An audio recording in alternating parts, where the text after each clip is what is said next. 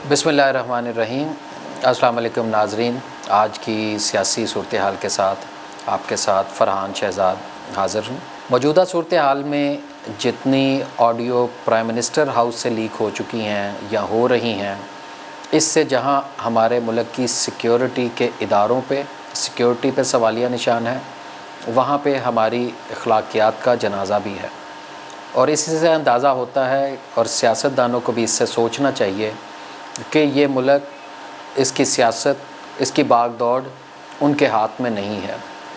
शायद जो लोग ये वीडियोज़, ये ऑडियोज़ रिकॉर्ड करते हैं, वो इसी मकसद के लिए करते हैं कि कल को मौका आने पे हर सियासतदान को ब्लैकमेल किया जाए। और कोई सियासतदान वो दूध का धुला हुआ नहीं है। शायद हम भी उतने साफ़ सुथरे नहीं हैं, लेकिन इन सियासतदानों को आपस में मिल के बारहा ये गुजारिश की कि बैठना होगा, अपनी गलतियों को सुधारना होगा, अपने ज़ाती मामलात को, अपनी ज़ाती लड़ाइयों को, अपनी ज़ाती अदावत को इससे बालातर होकर सोचना होगा।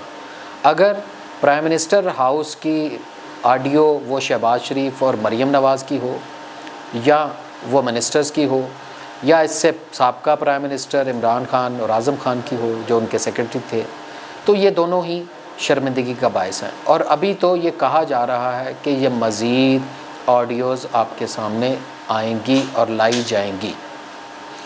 लेकिन आप ये देखिए कि इसकी नौइयत और इसकी टाइमिंग कितनी इम्पॉर्टेंट होती है। हमेशा इंतज़ार किया जाता है कि जब एक पार्टी को कंट्रोल किया जाना है, अगर वो कंट्रोल नहीं हो रही तो फिर उसकी ऑडियो और वीडियो सबसे आसान तरीका होता है उसको ब्लैकमेल करने के लिए। तो वहाँ पे बैठे हुए जब ब्यूरोक्रेसी के साथ 100 तरह के मामलात हैं, वो सही हैं, गलत हैं, लेकिन ये मुल्क कभी भी करप्शन से पाक नहीं रहा। आज से आगे चलें तो शायद हम आइंदा के लिए इसको बंद कर सकें। अगर आप कहें कि एक दिन में, एक साल में आप ये तमाम साबका करप्शन को ठीक कर सकेंगे, तो ऐसा नहीं है।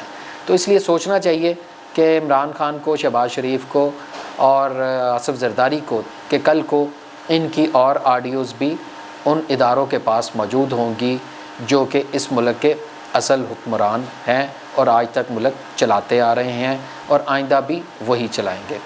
दूसरी तरफ इस मुल्क के अदालती निज़ाम पे, इस मुल्क की सियासत पे एक सवालिया निशान इसहाक डार साहब की वापसी, कि जब उन लोगों ने करप्शन के केसेस में अपीयर होना हो, करप्शन के केसेस में हाज़िरी करनी हो, या वो गलत हो या सही हो, तो एक आम आदमी के लिए कानून कुछ और है, एक अमीर आदमी के लिए, अशराफिया के लिए कानून कुछ और है। इसहाक डार साहब बीमारी का बहाना करके बाहर गए और आज सुबह तरोताज़ा वो वापस थे।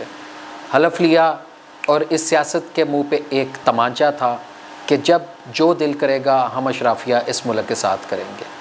उन्होंने इस मुल्क को एक बिज़नेस स्टेट समझा हुआ है, एक कारोबारी दुकान समझी हुई है, कारोबार की फैक्ट्री है।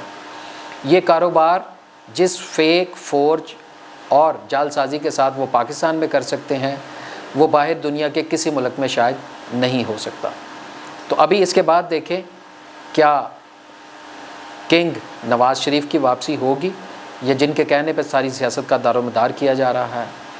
और साथ ही साथ आपने देखा कि डार के साथ डॉलर की वापसी भी हुई, और ये डॉलर की वापसी कहाँ तक आती है, क्या ये 200 रुपये तक रहेगी, 200 रुपये से नीचे आएगी? लेकिन कमोबेश ये कहा जा रहा है कि 200 रुपये के साथ हुई। लेकिन इस वैल्यू के साथ क्या आम आवाम को इसके कोई समरात मिलेंगे? और अगर डार के साथ डॉलर की वापसी है तो ये दो सवालिया निशान और हैं। क्या ये इनका ख़ुद पैदा करदा एक सियासी माशी बहरान था जिसमें ये आते साथ ही सिर्फ अपने कारोबार को तरजीह देते हैं, बैंक्स के साथ मिलके डॉलर्स को बाहर एक्सपोर्ट करते हैं और फिर डॉलर का रेट ज़्यादा होता है और उसके साथ साथ ये चीज़ें चलती रहती हैं। लेकिन इसके साथ साथ दूसरी तरफ ये भी सोचना होगा कि अगर ये इनके ख़ुद पैदा करदा बहरान है तो क्या उस सूरत में ये हुक्मरान भी इस आवाम के साथ, इस मुल्क के साथ सिंसियर हैं? अगर इसहाक डार साहब में यही कैपेबिलिटी है कि वो हर मुश्किल वक़्त में आने के साथ वो पाकिस्तान की मईशत को संभाला दे सकते हैं, तो हमारे लिए इससे बड़ी बात کوئی اور نہیں ہو سکتی۔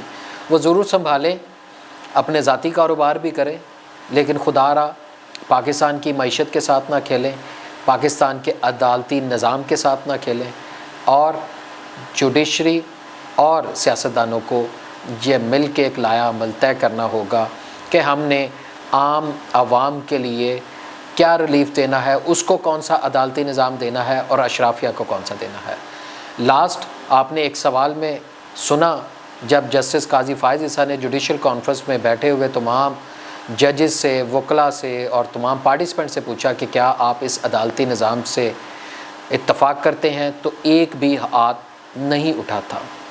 آج بھی ہمارا آپ کا ہاتھ اس عدالتی نظام کی سپورٹ میں نہیں اٹھ سکتا، لیکن اس کو بچانے کے لیے ہم اور آپ میدان میں آ سکتے ہیں اور علم بلند کر کے ہم اس کو بچانے کے لیے سب مل کے ساتھ چلیں گے۔